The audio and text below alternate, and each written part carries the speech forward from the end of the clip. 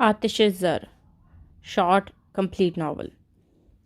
سفید روغن سے سجی یہ خوشباش گھرانے کی مکینوں کی پرآسائش عمارت ہے، آسمان کی طرف کو اٹھی ہوئی عمارت جسے ابن آدم گھر کہتا ہے۔ زمین کی سطح پر بنی یہ عمارت جس کے لیے یہی ابن آدم بہت کچھ کرتا ہے۔ اس عمارت میں رہنے والے مسرور روداشا ہیں، شاداب اور بامراد ہیں، اتنا کہ کبھی ان کے لکڑی کی فرش اور قیمتی قالینوں پر آہ ملال کے آنسو تک نہیں گرے۔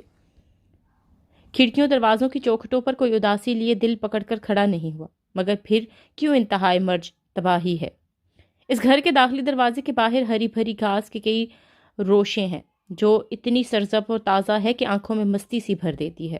ایسے گھروں کے باہر اگی مستی بھری گھاس کے ہاتھ پھیرنے سے گھاس کی تازگی پر فرق آ سکتا تھا۔ یہاں ہر ہفتے کی رات بہت بڑی ضیافت کا اہتمام کیا جاتا ہے اور دوستوں احبابوں کی پرتکلف ضیافت کی جاتی ہے۔ لوگ ان کے سلیقے طریقے اور انواع و اقسام کی نعمتوں سے بھرے خوانوں کے بہت بڑے مداح ہیں۔ اس گھر میں اجمل جلیل کا خاندان آباد ہے، سائقہ بنت رحیم کا خاندان۔ اجمل تاخانے کی سیڑھیاں اتر کر نیچے آیا ہے کہ حصہ شاید گھر کا قیمتی ترین حصہ ہے۔ مختلف النوع قیمتی چیزوں کے حوالے سے ایک کونے میں لکڑی کی خوبصورت الماری ہے جو اجمل جمیل کے من پسند مشروبات سے بھری پڑی ہے اور ہر وقت مقفل رہتی ہے۔ اس نے ابھی الماری کا لاک کھولا ہی تھا کہ دوسرے کونے سے خود بد کی آوازیں آئیں، پھر کسی زیروح کا سر بھی نظر آ گیا۔ چپکے کیا نکال رہے ہیں گرینڈ پا؟ تم پھر سے یہاں آئے؟ اوپر تمہاری ممی تمہیں ڈھونڈ رہی ہیں۔ لیکن میں تو کھیل رہی تھی، وہ مسکرائی۔ چلو اب جاؤ، سب تیار ہو چکے ہیں ورنہ وہ تمہیں یہیں چھوڑ جائیں گے۔ آپ نہیں جا رہے نا؟ میں آپ کے پاس رہ لیتی ہوں۔ میں کل جاؤں گا، ابھی تم جاؤ ورنہ سب چلے جائیں گے اور شادی میں خوب مزے کریں گے، تم پھر رو گی۔ اچھا میں روں گی؟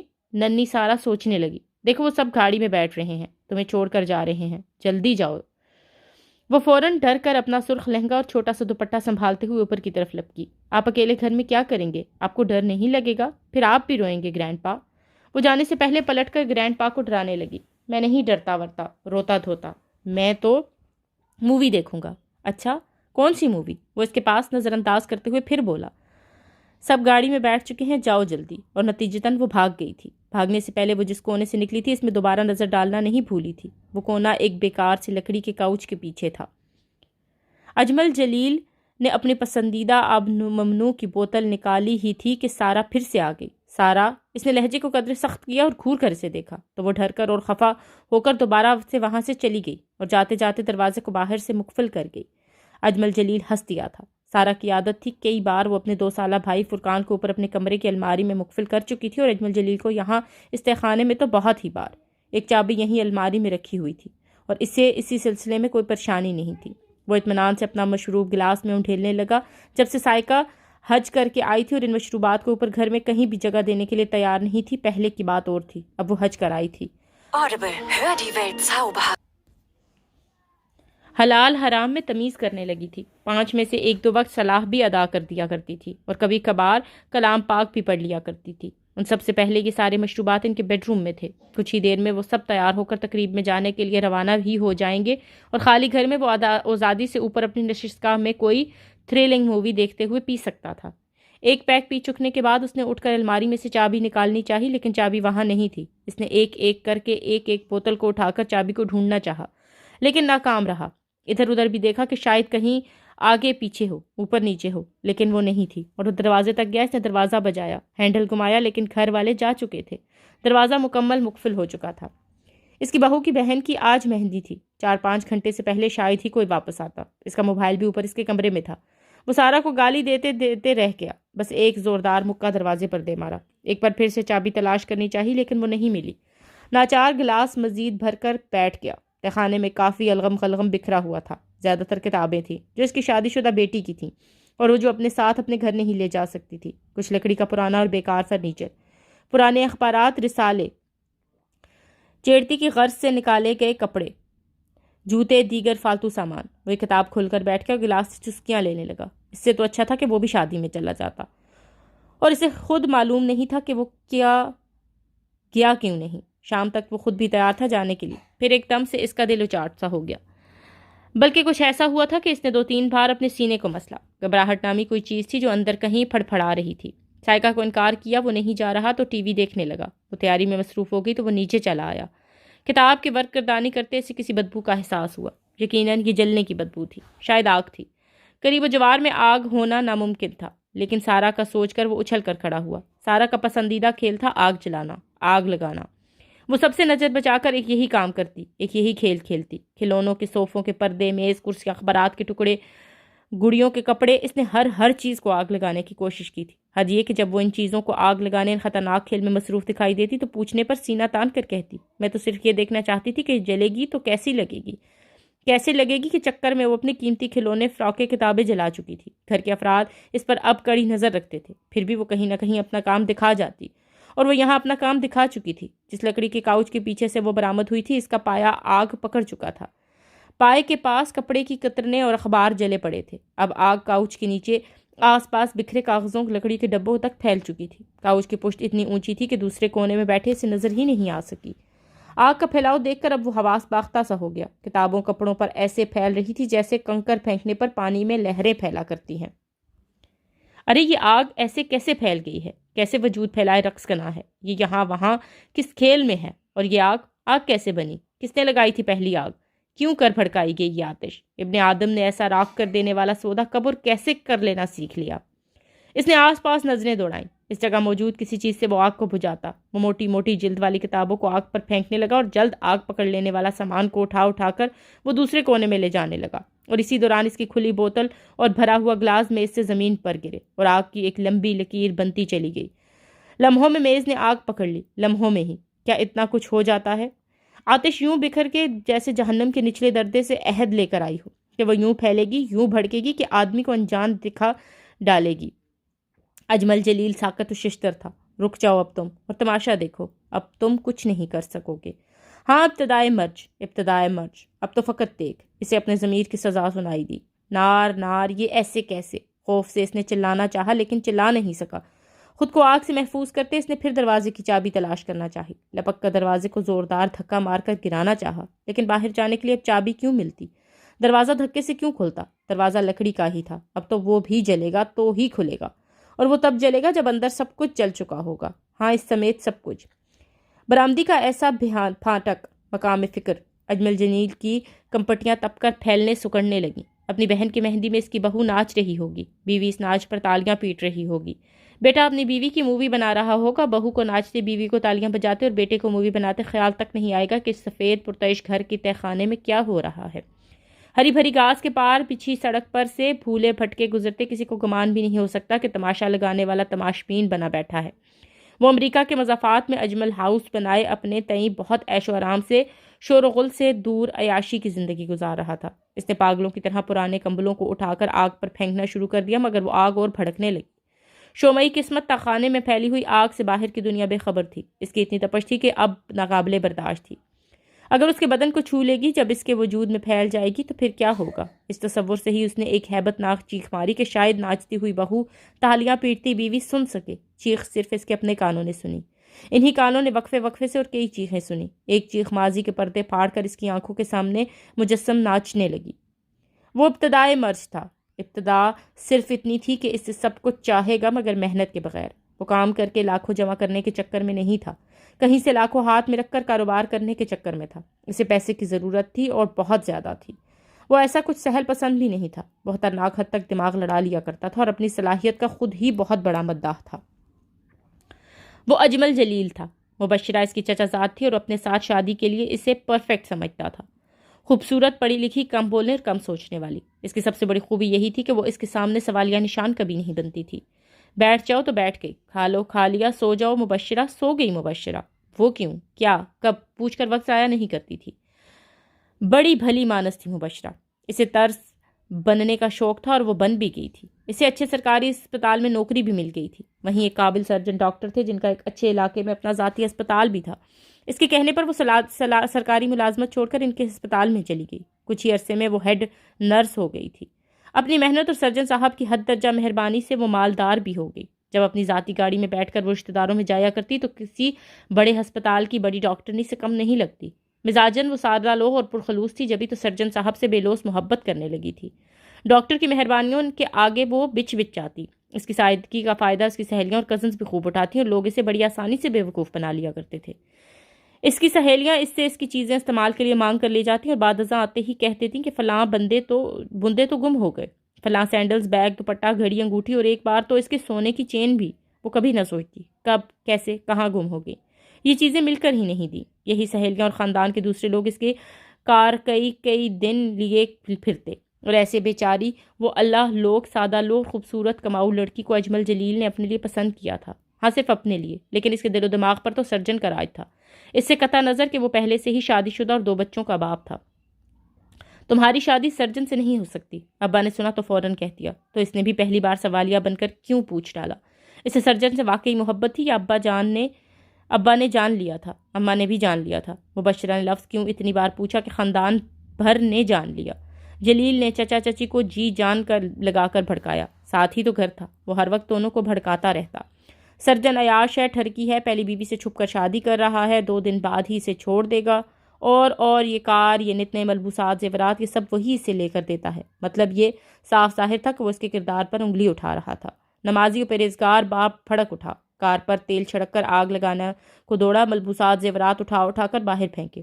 مبشرہ اس رات بہت دیر روتی رہی۔ وہ بار بار اپنے ماں کے پاس ایک ہی سوال لے کر جاتی رہی، میں ان سے محبت کرتی ہوں، ان کے ساتھ رہنا چاہتی ہوں، ان کے بغیر کیسے رہ لوں گی؟ میری ان سے شادی کر دیں کہ آپ مجھے ان سے شادی کی اجازت دے دیں۔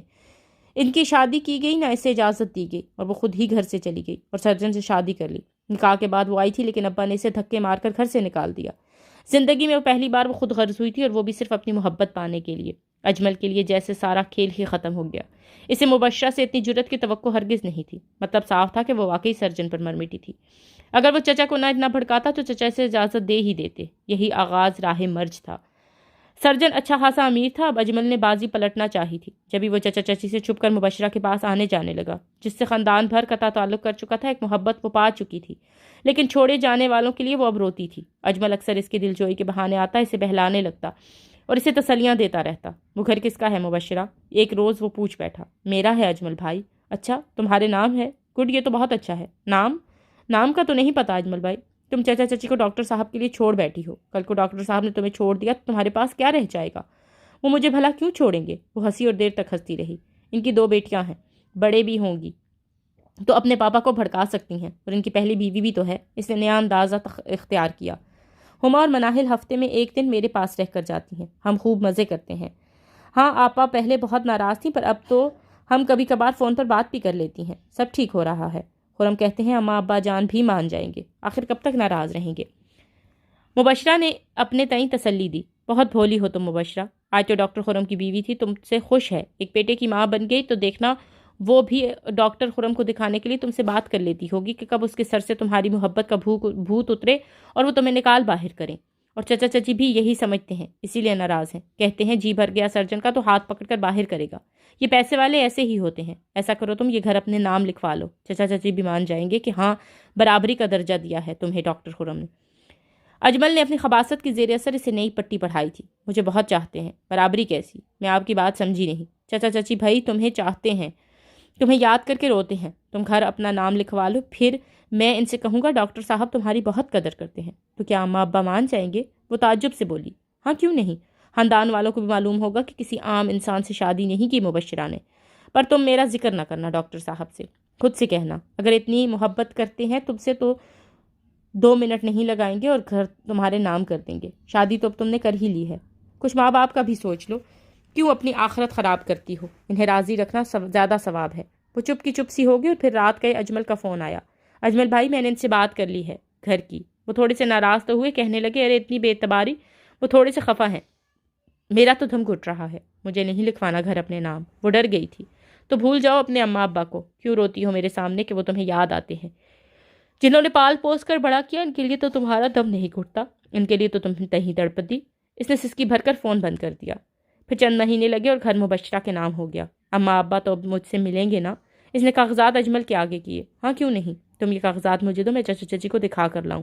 اور وہ کاغذات لے گیا، لیکن چچا چچی کو دکھانے نہیں، چند دن بعد لا کر اس نے اس کاغذات واپس کر دیے۔ تھوڑا وقت لگے گا چچا کو منانے میں، لیکن وہ مان جائیں گے۔ آپ نے کہا تھا گھر کا سن کر وہ؟ ہاں کہا تھا، مجھے کیا معلوم تھا چچا اتنے ضدی ہو جائیں گے۔ چلے میں خود ایک بار ان کے پاس جاتی ہوں، یہ غلطی نہ کرنا، تھوڑا وقت دو انہیں، ان کا غصہ اور ٹھنڈا ہو جانے دو، ایسے تو بات اور بگڑ جائے گی۔ جی ٹھیک ہے اجمل بھائی۔ وہ حالات مزید ٹھیک ہونے کا انتظار کرتی رہی اور ایک دن کچھ زیادہ ہی ٹھیک ہو گیا سب کچھ۔ کھانستے کھانستے اس کے پھیپھڑے باہر آنے لگے تھے۔ وہ سینکڑوں بار دروازے پر مکے برسا آیا تھا، ٹھڈے مار آیا تھا۔ لکڑی کے زینے کے آگ پکڑنے کی دیر تھی اب۔ اس نے چند پرانے کوٹوں کو اپنے اوپر چڑھا لیا تاکہ اس کی کھال کو آگ لگنے میں دیر لگے۔ مدد مدد چلانا اس نے بند کر دیا تھا۔ وہ لکڑی کے زینے کے آخری کنارے پر بیٹھا تھا، اس دروازے کے پاس جس کے راستے وہ خود اندر آیا تھا۔ وہ آگ کو دیکھ رہا تھا جسے سارا نامی گوٹ کے ہاتھوں قدرت نے بھڑکا دیا تھا۔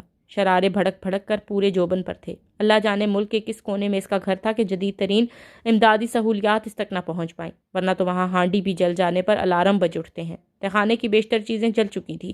وہاں جو کچھ رکھا گیا تھا وہ سب کا سب آگ ہی کا خوراک ہو چکا تھا۔ کوئی ایک چیز بھی ایسی نہیں تھی جو آگ کو بجھا سکتی۔ وہاں نیکی، ترس، رحم، خوف اور توبہ کچھ بھی تو نہیں تھا۔ وہاں تو سب گاف تھا۔ گاف سے تھا تو صرف گناہ، وہ بھی ایک نہیں ڈھیروں گناہ۔ چنگاریاں اڑ اڑ کر اس کے سر ہاتھوں پر گرنے لگیں۔ اس نے ایک دل خراش چیخ ماری۔ اجمل بھائی، مبشرہ کی گھٹی گھٹی چیخ نکلی۔ جلدی آ جائیں، خدا کے لیے آ جائیں، مجھے بچا لیں بھائی جان، جلدی آ جائیں۔ کیا ہے مبشرہ؟ بھائی جان آپ آ جائیں، یہ مجھے گھر سے نکال رہی ہیں۔ جب وہ وہاں پہنچا تو ڈرائنگ روم میں چند اجنبی افراد بیٹھے تھے اور مبشرہ اور ڈاکٹر خنم لاؤنج میں تھے۔ مبشرہ بری طرح سسک رہی تھی۔ اپنے 2 ملازموں کو گواہ بنا کر میں نے اسے ایک طلاق دے دی ہے اجمل صاحب، کاغذی طلاق بھی بھجوا دوں گا۔ آپ نے اتنا بڑا فیصلہ ایسے کیسے؟ بظاہر وہ حیران نظر آنے لگا۔ بڑا فیصلہ؟ اپنی بہن سے پوچھیں، اس نے کتنا بڑا دھوکہ دیا ہے۔ کیا الو کا سمجھ رکھا تھا مجھے؟ بھائی جان میری بات سنیں۔ مبشرہ لپک کر اجمل کے قریب آ کر بیٹھ گئی۔ خرم اٹھ کھڑا ہوا اور اپنا بریف کیس اٹھا لیا۔ خرم اب کہاں چاہ رہے ہیں؟ میری بات تو سنیں۔ مبشرہ تڑپ اٹھی اور اس کا بازو تھام لیا۔ دور رہ کر مجھ سے بدذات عورت، مجھے ہاتھ مت لگا، گالی بند کر اپنا یہ ڈرامہ۔ ڈاکٹر صاحب بیٹھ کر بات تو کریں۔ بات صرف اتنی سی ہے اجمل صاحب کہ میڈم مبشرہ نے یہ گھر اپنے کسی یار کے نام لگا دیا ہے اور وہ یہ گھر ان لوگوں کو بیچ بیٹھا ہے جو ڈرائنگ روم میں بیٹھے ہیں۔ وہ گھر کا قبضہ لینے آ رہے ہیں۔ ان کے پاس پکے کاغذات ہیں، آپ خود جا کر دیکھ لیں۔ اس عورت کو یہی سب کچھ چاہیے تھا مجھ سے۔ جانتا ہوں کس کے لیے کیا ہے اس نے یہ سب۔ کئی بار اسے گھر کے آس پاس منڈلاتے دیکھ چکا ہوں۔ میں نے اپنی صابر بیوی کا صبر سمیٹا ہے۔ اصل میں اسے مجھ سے دولت چاہیے تھی۔ ابھی تو بہت کچھ پھر بھی بچ گیا، ورنہ تو یہ مجھے کنگال کر کے جاتی۔ اب سمجھ آئی یہ بھاگ بھاگ کر کیوں میرے پیچھے آتی تھی، مجھے اپنے جال میں پھنسایا۔ میں آپ سے محبت، مبشرہ کا جملہ منہ میں ہی رہ گیا تھا۔ محبت یا ڈھونگ؟ خرم دہاڑا تھا۔ مبشرہ جھٹ اس کے قدموں میں گر گئی۔ مجھے مار ڈالیں، میرے ساتھ یہ سب نہ کریں، میں نے کچھ نہیں کیا، پتہ نہیں یہ کیا ہو رہا ہے۔ خرم نے اسے ایک ٹھوکر ماری۔ تیرے کرتوت سامنے آئے ہیں ذلیل عورت، جا 1 کروڑ کی اس کوٹھی پر خوش ہو جا۔ میں تجھ پر تھوکنا بغیرتی سمجھتا ہوں۔ وہ سخت طیش میں تھا۔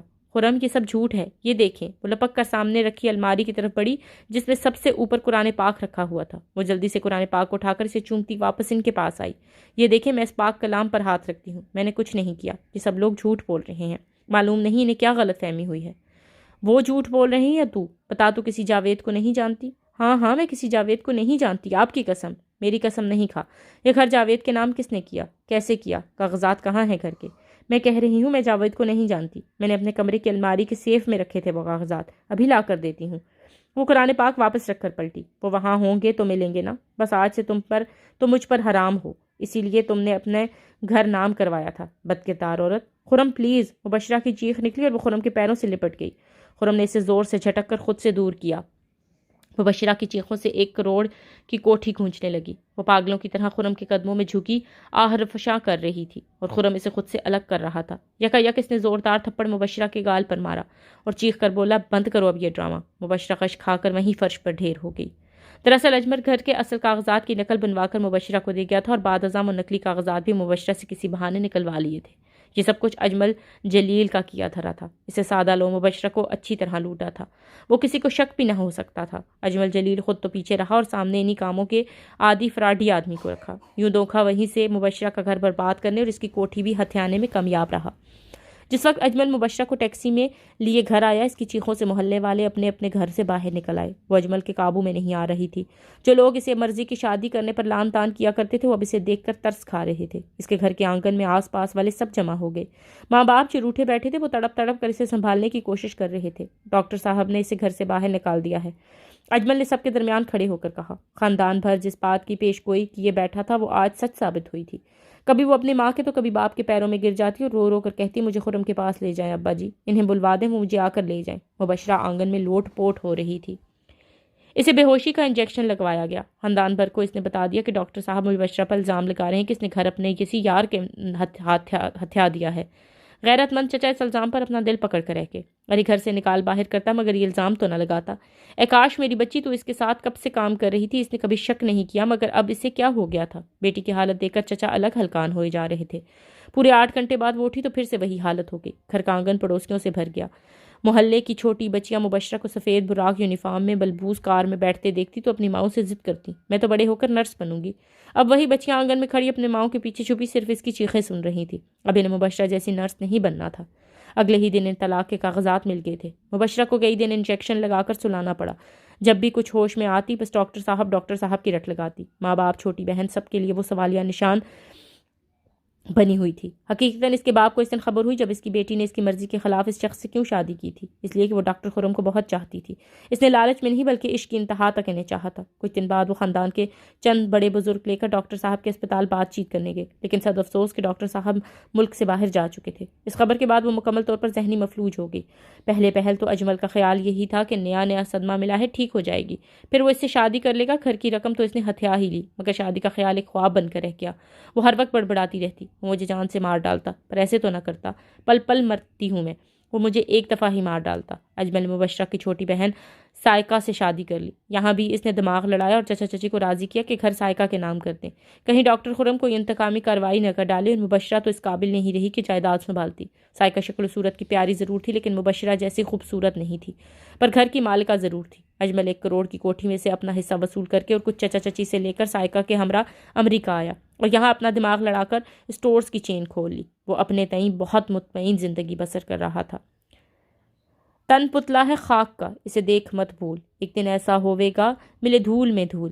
وہ اب پورا زور لگا کر چیخ رہا تھا۔ اب وہ صرف یہی کر سکتا تھا۔ بھاگے پھرنے کے لیے بھی اس کے پاس جگہ نہیں رہی تھی۔ زینے کے اوپر آخری کنارے پر سکڑ کر چوزے کی طرح بیٹھے جکڑ کے سی کپ کپی تاری تھی۔ اس کے پاس جھک کر پیشانی کو زمین پر جھکانے تک کی جگہ بھی نہیں تھی۔ یہ جگہ اس نے چھوڑی ہی کہاں تھی؟ یہ جگہ تو وہ خود ہی چاٹ بیٹھا تھا۔ وہ امریکہ آ گئے۔ چچا چچی سے 6 سال کے اندر آگے پیچھے وفات پا گئے۔ گھر کو سائقہ اور اجمل نے باہمی مشورے سے فروخت کر دیا اور مبشرہ بے آسرا لوگوں کے مرکز چھوڑ آئے۔ اجمل جلیل نے اذیت ناک چیخ ماری۔ اس کا تن بدن آگ کی تپش سے جھلس رہا تھا۔ آگ نے اسے آن پکڑا تھا۔ اس نے لگاتار اذیت ناک چیخیں ماری اور پھر ہوش سے بیگانہ ہو گیا۔ ڈاکٹر خرم کی آنکھوں پر شک کی ایسی پٹی باندھی کہ انہوں نے مبشرہ کو جیتے جی مار ڈالا، اور یہ پٹی بڑے طریقے سے اجمل نے باندھی جس کی چیخیں آج تہخانے سے باہر نہیں جا پا رہی تھی۔ سائقہ کو شادی میں ایک خاتون کے گلے میں قیمتی ہار دیکھ کر یاد آیا کہ وہ اپنا قیمتی ہار پہن کر آنا ہی بھول گئی ہیں۔ اس نے بیٹے احمد کی منت کی کہ وہ گھر جا کر اس کی ڈریسنگ ٹیبل پر رکھا ہار لے آئے۔ احمد گھر آیا، اپنی چابی سے دروازہ کھولا، لاؤنج سے گزر کر بیڈ روم میں جا کر ہار اٹھایا تو اس نے محسوس کیا باپ کہیں نظر نہیں آ رہا۔ اس کا خیال تھا باپ باتھ روم میں ہوگا۔ اس نے باتھ روم دیکھا، لاؤنج میں آیا، کچن میں گیا، پھر آوازیں دی۔ پھر وہ تہخانے کی طرف آیا کہ وہاں سے اپنا پسندیدہ مشروب نکال کر پیا کرتا تھا۔ تہخانے کے راستے کی طرف آتے ہی اسے اندازہ ہو گیا کہ کچھ چل رہا ہے۔ چابی ہول میں لگی ہوئی تھی۔ اسے جیسے ہی دروازہ کھولا اسے ڈھیر بنا باپ اور شولوں سے بھڑکتا تہخانہ ملا۔ اجمل جمیل کو ابھی کچھ اور سہنا تھا، جھلسنا تو ضرور مگر بچ گیا۔ کئی دن اسپتال میں رہنے کے بعد جب وہ گھر آیا تو سائقہ کو پاکستان فون کرنے کے لیے کہا۔ میری ابھی مبشرہ سے بات کراؤ، احمد تو میری سیٹ کروا دو، مجھے پاکستان جانا ہے، فوراً جلدی کرو۔ تینوں ایک دوسرے کی طرف دیکھنے لگے۔ پاکستان سے فون آ چکا تھا کچھ ہی دیر پہلے۔ مبشرہ جل کر مر چکی تھی۔ وہ مرکز کے کچن میں کام کر رہی تھی، جبھی اس کی چادر نے آگ پکڑ لی، پھر اس کے کپڑوں نے آگ پکڑ لی، اور پھر اس کے وجود نے۔ جدائی و نفرت کی آگ جو اس کے اندر بھڑک رہی تھی، اس کے آگے اس آگ کی اس سے ذرا بھی پرواہ نہیں ہوئی۔ اس وقت لوگوں نے جانا وہ کتنی غائب دماغ رہتی تھی، اتنی کہ اس نے ایک چیخ بھی نہ ماری۔ اس کا جسم جلتا رہا اور جل کر راکھ ہو گیا۔ آخری سانسوں کے دوران بھی کسی نے اس کے منہ سے ایک آہ، ایک سسکی نہ سنی۔ جو تمام اور ماتم کنا رہی تھی وہ دنیا سے جانے پر آہ بھی نہیں کر سکی تھی۔ جل اور مر تو وہ بہت پہلے ہی گئی تھی، اب تو صرف ایک ظاہری طور پر رسم ادا ہوئی تھی۔ سائقہ نے اسے بتا دیا اور وہ کئی لہجے سائقہ کو دیکھتا رہا، اور پھر وہ گھر کے ایک ایک چیز کو آگ لگانے بڑھا۔ اسے قابو میں رکھنے کے لیے سکون آور ادویات دی جانے لگیں۔ ڈاکٹرز کا کہنا تھا کہ وہ اتنے قریب سے آگ کو دیکھ کر اپنے دماغی توازن کھو بیٹھا ہے۔ اسے آگ سے اتنی محبت ہو گئی کہ وہ ہر چیز کو جلتے دیکھنا چاہتا تھا، جلا ڈالنا چاہتا تھا۔ جو سب اس نے اکٹھا کیا تھا، ان سب کو، سب آگ ہی تو اکٹھی کی تھی نا اس نے۔ پھر اسے سکون آور انجیکشن لگائے جانے تھے، وہ کسی کے قابو میں نہ آتا تھا۔ بالآخر اسے خاص اسپتال منتقل کر دیا اور کوئی بڑا نقصان نہ کر بیٹھے۔ اب پاگل خانے میں سب آگ ہے، یہ آگ ہے، تو آگ ہے، ہم آگ ہیں جیسے جملے چیختا چلاتا ہوا پایا جاتا۔ یہی انتہائی مرج ہے، یا نہیں تو اب جہنم کی آگ بھی اسے سہنی ہے۔